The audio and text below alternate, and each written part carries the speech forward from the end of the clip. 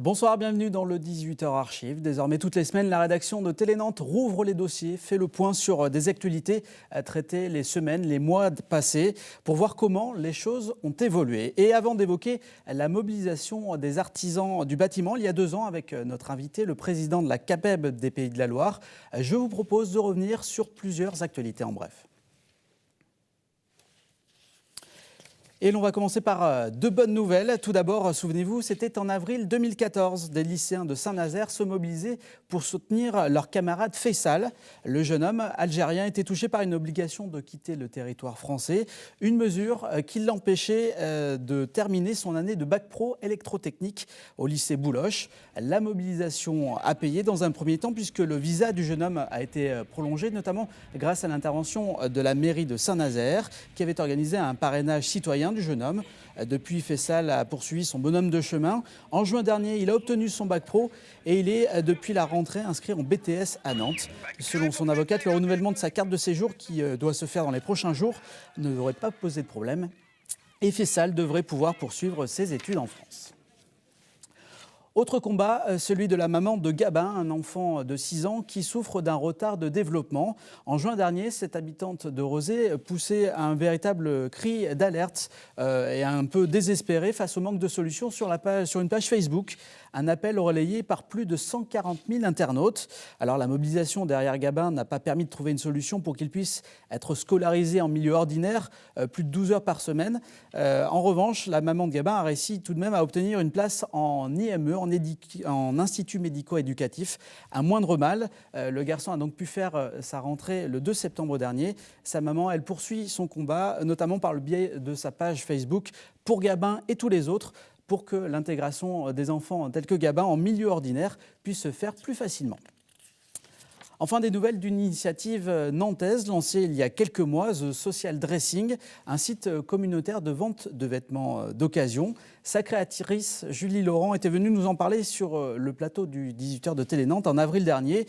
The Social Dressing compte désormais 2600 utilisateurs et la jeune femme vient de lancer un nouveau concept, une marque de vêtements participative.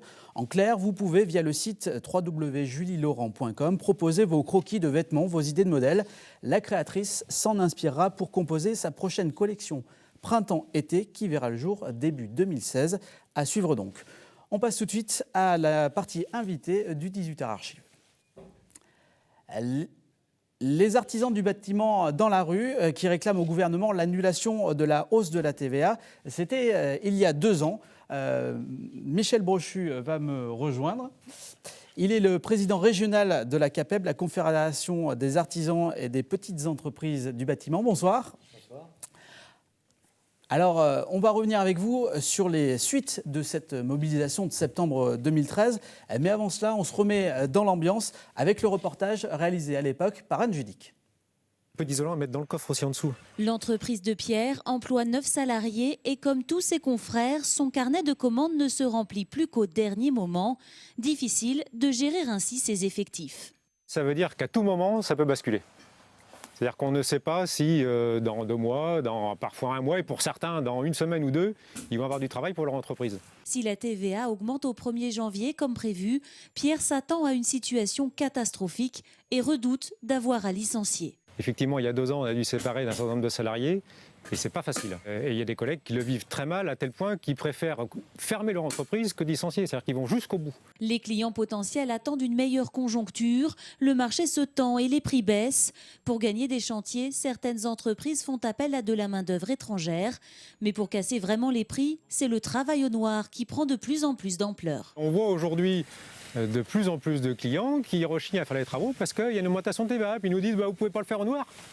Nous, on refuse. Plus de 200 artisans comme Pierre se sont rassemblés cet après-midi, soutenus par leur syndicat. Le gouvernement nous avait promis beaucoup de choses, mais comme dirait l'autre, on n'a rien vu venir. Les artisans ont ensuite mené une opération escargot sur le périphérique nantais avant de se rassembler devant la préfecture.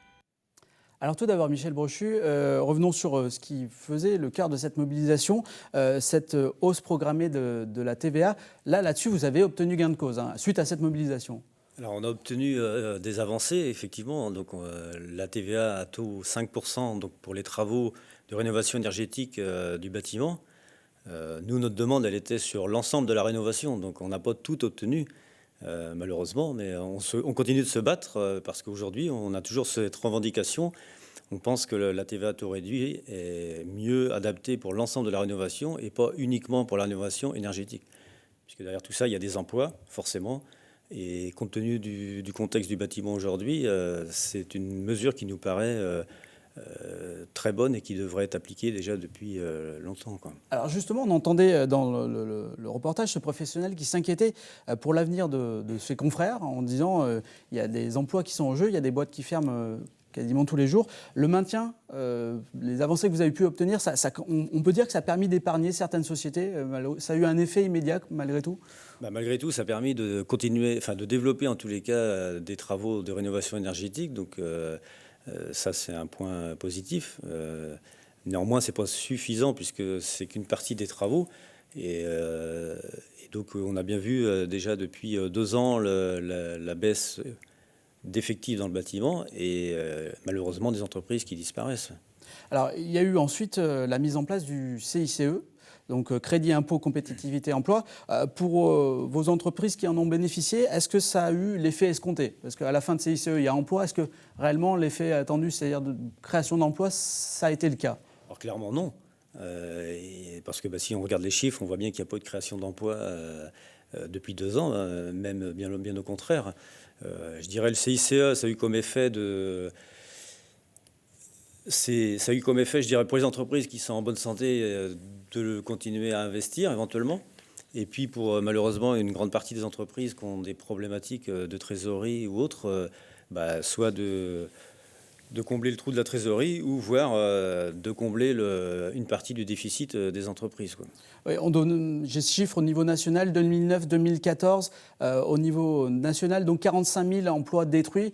Oui, c'est des chiffres qui vous parlent et Bien qui sûr. sont équivalents en Pays de la Loire. On n'est pas épargné en Pays de la Loire par rapport au niveau national? On n'est pas épargné, non. On a eu un peu de on a démarré un peu après parce que on avait des gros chantiers en cours dans notre région et c'est tant mieux. Mais là, depuis 2 ans, on a une chute, une très grosse chute.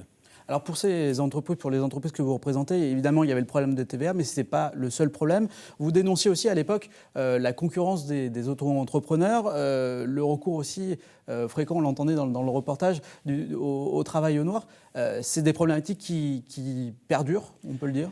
Alors, il y a eu des modifications, des avancées, notamment sur le statut d'auto-entrepreneur, puisque désormais, aujourd'hui, ça s'appelle la micro-entreprise, avec des règles un peu différentes, puisqu'il y a des obligations aussi de formation. Il y a la formation de chambre des métiers, donc obligatoire aussi. Donc, on pense que c'est déjà une première avancée, pas suffisante, mais pour autant, il y a eu des avancées sur ce statut-là. Et sur le travail au noir, c'est toujours un fléau pour votre... Alors, c'est toujours un fléau. Donc aujourd'hui, on a signé une charte régionale du coup sur le détachement de main-d'œuvre et sur le travail au noir, hein, clairement. Donc ça a été signé le 1er juillet donc à la préfecture avec la Directe, l'URSSAF et les organisations professionnelles du bâtiment. L'objectif, en fait, c'est d'avoir un système plus efficace, en fait, pour contrecarrer. Oui, parce que derrière, c'est du chiffre d'affaires perdu, c'est de l'emploi perdu. Tout à fait. Ouais. Donc, il y a eu déjà depuis quelques mois, justement, vous avez dû voir dans la presse des actions qui ont été faites, ciblées. Donc aujourd'hui, il y a une cellule d'intervention qui est spécialisée justement pour ce type d'intervention pour le bâtiment. Donc maintenant, on espère qu'on va avoir un premier bilan là d'ici une quinzaine de jours pour faire le point, pour voir comment ça évolue, quoi. Alors au-delà de toutes ces problématiques, il y a un contexte aussi global qui fait que c'est compliqué, que les particuliers, que les entreprises, que les collectivités sont frileuses. Aujourd'hui, on peut dire qu'il y a quotidiennement des entreprises qui jettent l'éponge, on peut dire ça comme ça? Oui, aujourd'hui, ce qu'on note aujourd'hui, je dirais, c'est le ras-le-bol, quoi, si je peux dire, des chefs d'entreprise, puisque à un moment, ils n'arrivent plus. Les contraintes, le manque de travail, tout s'accumule, en fait. Et à un moment, c'est dangereux parce que même on a aujourd'hui beaucoup de chefs d'entreprise qui laissent aussi leur vie. Hein. Dans notre département, il y en a eu aussi. Et en France, il y en a énormément.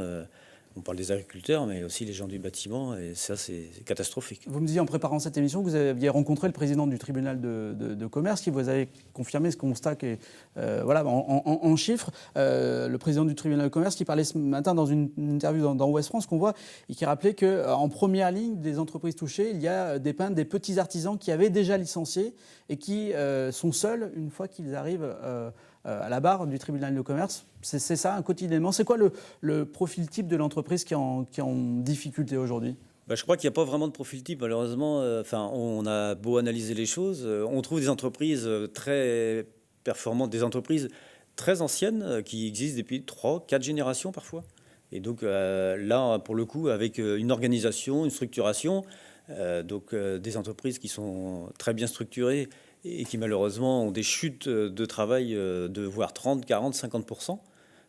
Donc là, du coup, et puis on trouve des entreprises parfois qui sont un peu moins organisées ou des artisans seuls, mais il n'y a pas de, il n'y a pas de profil type, quoi. Il n'y a pas de profil type, non. Et aujourd'hui, on voit des belles entreprises avec des vrais savoir-faire, et ça, c'est ça qui nous chagrine aussi énormément, c'est de voir aujourd'hui des entreprises avec des vrais savoir-faire, avec des ateliers, avec des compétences, et qui se retrouvent en danger, voire qui disparaissent, quoi. Alors, au printemps dernier, la CAPEB 44 avait annoncé la création d'une cellule de soutien, justement, pour toutes ces entreprises. Ça fonctionne, ça permet peut-être d'anticiper, de prévenir, parce que c'est toujours l'enjeu quand on est en difficulté d'essayer d'en parler avant que ça soit trop tard, quoi. C'est compliqué en fait, hein, parce que c'est pas simple de parler de ça. Et puis en même temps, dans nos métiers, je dirais, parfois on se retrouve avec pas de travail. Il suffit qu'on signe un beau marché et donc ça peut aller vite, oui, dans un sens comme dans un autre. Voilà, donc forcément, quand on est dans ces moments-là, on se bat pour aller chercher du travail et on a toujours espoir. Et puis, il suffit que vous ratez 3-4 marchés et du coup, vous n'avez plus rien, quoi. Donc c'est très compliqué d'anticiper, oui, des difficultés, quoi. Et puis, c'est pas dans l'esprit non plus des artisans, quoi. Hein. C'est pas, il y a toujours cette appréhension, la peur de se dire, j'ai pas réussi, je suis nul ou des choses comme ça, quoi. Donc, ces derniers mois, on annonce une légère reprise, notamment dans le secteur de l'immobilier neuf. Vous la ressentez ou pas encore, ou alors c'est vraiment très léger ? Alors, on peut dire qu'il y a, dans certains domaines, il y a un peu de reprise dans la construction, notamment des logements ou un peu du collectif. Néanmoins, c'est pas régulier sur la région, en fait. Donc, on va se retrouver d'un département à l'autre avec des différences énormes, quoi. On va avoir une région qui peut être à un département, je dirais, à plus 10, l'autre à moins 20. Donc, c'est... Globalement, dans la région, on est toujours en négatif, même s'il y a quelques départements qui sont améliorés. Les autres, oui. Voilà, alors notamment la Loire-Atlantique qui tire un peu, mais là, c'est un peu plus freiné. On a dressé un tableau qui est assez noir. Malgré tout, est-ce qu'il y a des motifs d'espoir ? Est-ce qu'il y a des choses qui peuvent vous faire dire que d'ici quelques mois, ça peut repartir ? Vous êtes vraiment pessimiste ? On est pessimiste. Non, je reste quand même. Je veux dire, on est là pour se battre parce que il faut aussi continuer à avancer. Pour autant, je dirais, il y a encore des marchés. Maintenant, nous, on invite les artisans aussi à se moderniser, à travailler aussi la partie commerciale qui est souvent négligée. Et aujourd'hui, on voit bien le contexte de la société évolue. On n'a plus les mêmes clients. La nouvelle génération, c'est différent. Et donc, il faut aussi que les artisans évoluent. Et pour ça, c'est vrai que la CAPEB forme aussi, donne des moyens parce que je pense qu'aujourd'hui, le marché, il faut aller le chercher différemment, quoi. Donc là, il y a, pour moi, c'est aussi un challenge et puis en même temps des opportunités d'évoluer pour les entreprises, pour les collaborateurs. Travailler sur la communication aussi, c'est des facteurs qu'il faut travailler de plus en plus. Et pour ça, il faut avoir des coups de pouce. C'est quoi votre message en direction de l'État actuellement ? On a besoin de coups de main pour justement passer ce cap Le message au niveau de l'État, c'est déjà de mettre des aides aussi, notamment sur le marché de la rénovation, puisque c'est un marché quand même qui reste porteur, parce que c'est quand même s'il n'a pas progressé, c'est lui qui a le moins baissé, je dirais, donc ça permet de stagner la chute. Mais il y a de l'avenir, il y a 30 millions de logements à rénover, donc on sait qu'il y a un marché, donc soutenir, mais pour autant avoir je dirais quelque chose sur du long terme, parce qu'aujourd'hui, tous les 6 mois, voire moins, on nous change les donnes, et ça, c'est catastrophique, puisque on a à Beaucoup peine... de complications administratives Voilà, vous donc disiez, ça- pour que des travaux puissent être entrepris par des particuliers, qui puissent toucher les aides, que derrière vous soyez payé. C'est un peu le parcours du combattant. C'est un peu le parcours du combattant, ouais, parce qu'aujourd'hui, il y a des aides, donc c'est normal que les gens en bénéficient. Pour autant, les dossiers sont très compliqués à monter. Parfois, avec des organismes comme l'ANA, donc c'est des solutions qui fonctionnent très bien. Par contre, après, le traitement des dossiers, c'est lourd. Et le règlement pour les entreprises, c'est aussi compliqué. Donc ça bloque la trésorerie pendant plusieurs mois. Oui, pour des entreprises qui sont fragiles, c'est compliqué, quoi. Voilà, et puis les gens ne sont pas forcément en mesure de remplir les dossiers parce que c'est quand même complexe, quoi. Mais cette rénovation énergétique, c'est un vrai enjeu et on a entendu beaucoup de choses. On est à quelques semaines de cette conférence sur le climat. Tout à fait. Vous voudriez que ça soit suivi d'effet parce que là, il y a un vrai gisement d'emploi. Là, du coup, on a l'opportunité d'avoir la conférence sur le climat COP21, donc au mois de novembre. Nous, on espère que derrière, il va y avoir des choses concrètes, notamment pour la rénovation énergétique, puisque c'est une des mesures, je dirais, phares de l'amélioration de la qualité de l'air. Et ça touche aussi beaucoup de domaines, puisque ça touche aussi la santé des habitants. La santé, Donc, les économies au quotidien aussi. L'économie, mais en même temps la santé, la qualité de l'air des habitations, enfin, il y a tout ça qui est derrière. Donc c'est vraiment un enjeu de société. Et les artisans du bâtiment sont prêts aujourd'hui à affronter ce défi pour l'amélioration et en même temps pour redonner aussi de l'économie dans notre pays, quoi. Eh bien, écoutez, merci beaucoup Michel Brochet d'avoir été notre invité. À la semaine prochaine dans le 18h Archive. Merci à vous.